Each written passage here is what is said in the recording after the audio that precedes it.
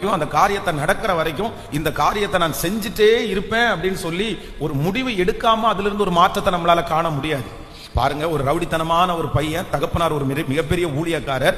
இந்த பையனுக்குள்ள ஊழியத்தினுடைய உணர்வு என்கிறது கொஞ்சம் கூட இல்ல. ஊழியத்திற்கு எதிராக பேசுவதும், நண்பர்களோட சேர்ந்து தவறான பழக்க வழக்கங்களில் ஈடுபடுவதும் இப்படிதான் ஒரு எண்ணமா ஓடிட்டு இருக்குது. இவன் வளர்ந்து தன்னுடைய தகப்பனாருடைய ஊழியத்தை கெடுத்துருவான்ற அளவிற்கு சூழ்நிலை போகுது. ஆனா தாயார் மட்டும் பாத்தீங்க அப்படின்னா, வாரத்திற்கு ஒரு நாள் அந்த பையனுக்காக நான் உபவாசம் இருப்பேன் அப்படின்னு சொல்லி தன்னுடைய மகனுக்காக உபவாசத்தை ஆரம்பிச்சவங்க. இன்னைக்கு அவங்களுக்கு கிட்டத்தட்ட 80 வயசுக்கு மேல ஆகுது. அவருடைய மகனுக்கு கிட்டத்தட்ட 60 வயசுக்குள்ள ஆகுது. ஆனா தன்னுடைய 80 வயது வரைக்குமே இன்று வரையிலையும் தன்னுடைய மகனுக்காக வாரத்திற்கு ஒரு நாள் உபவாசம் இருக்கிறத அந்த தாயார் நிறுத்தவே இல்லை.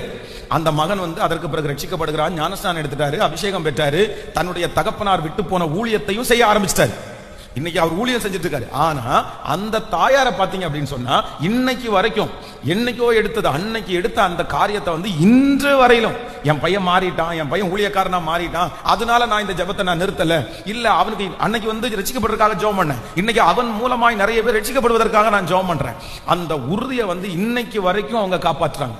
இன்றைக்கு வரைக்கும் அதுல நிலைத்திருக்கிறார்கள். அதனால ஆண்டவருடைய பிள்ளைகளை, கர்த்தர் நமக்கு வாக்கு கொடுத்திருக்கிறார், நிச்சயமாகவே முடிவு உண்டு, உன் நம்பிக்கை வீண் போகாது. அவர் நம்மை காண்கிற தேவன் என்று கர்த்தர் வாக்கு கொடுத்துட்டார். நம்ம போகும் வழி அவர் அறிந்திருக்கிறேன் என்று கர்த்தர் நமக்கு வாக்கு கொடுத்துட்டாரு.